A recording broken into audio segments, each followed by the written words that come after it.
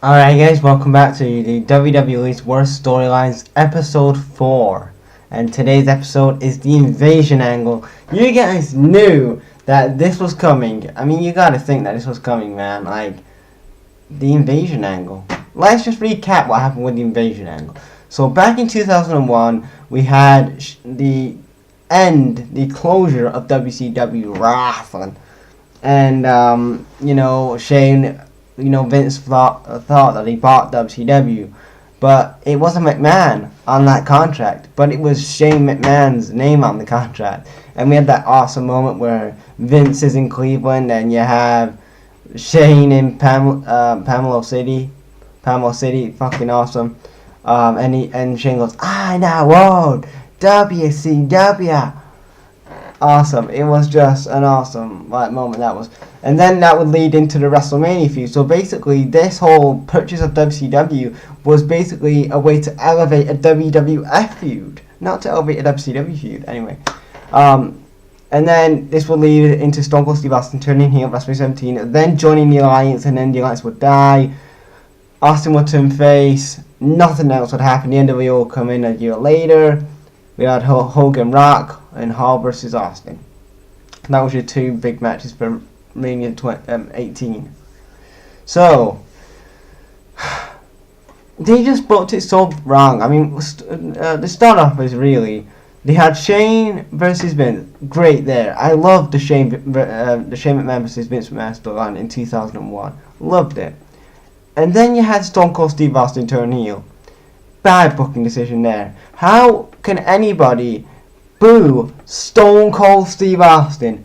I don't know, like, could you even boo Steve Austin? He was that cool and that fucking red hot in that era that you could not even boo Austin. I know that Austin has said in his DVDs that he does regret even coincidence of saying that as a heel, but even Steve Austin should have known that was a bad decision to turn him heel, because the fans were not gonna shit all over Steve Austin.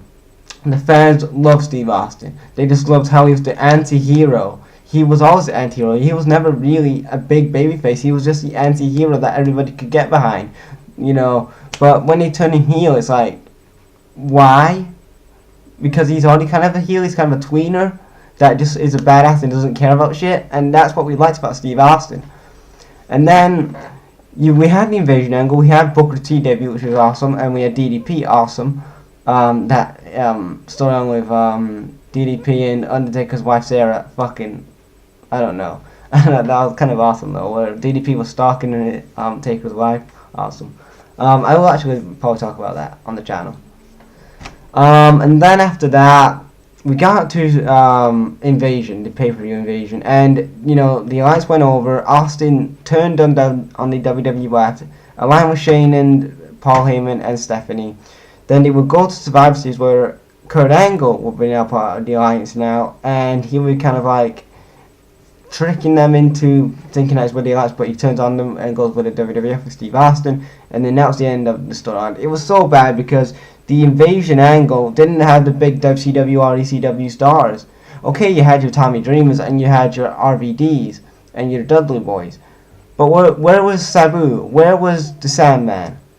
And for WCW, where was Macho Man Randy Savage? Where was Hulk Hogan? Where was the NWO? Where was Flair?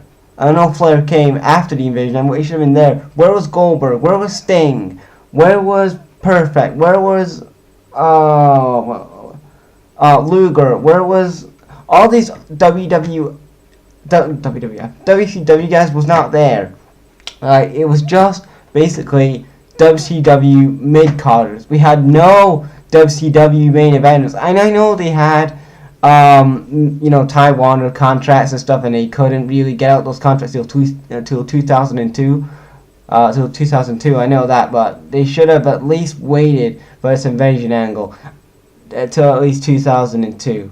They should have waited a year, because at least then you could have started something at the Royal Rumble 2002, and this could go into 2003. You know what I mean? Like, they could have booked it so better, and I've done a booking video about that. And you can check it out on the channel somewhere. I don't know where it is. It's me on the channel somewhere, but yeah.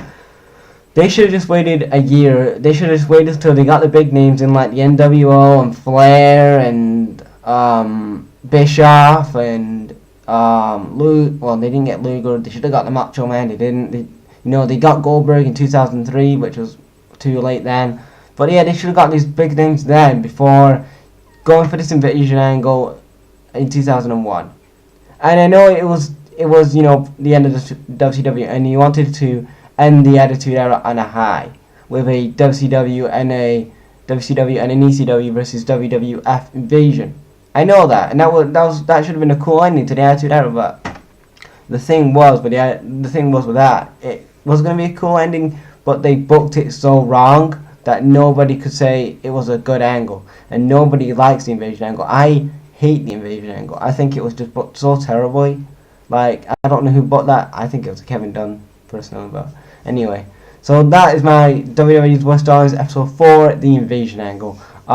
Please, guys, leave some suggestions down below of some worst storylines. I have some that I'm gonna do, like, very soon, like in the next couple episodes. But I do need some suggestions from you guys. So if you have any suggestions, leave them in the comments for future worst storylines in the comment section below, where I can talk about them and give my opinion on them. So yeah, hit the notification button every time I upload. Subscribe to the channel if you haven't already, and like this. And check you later.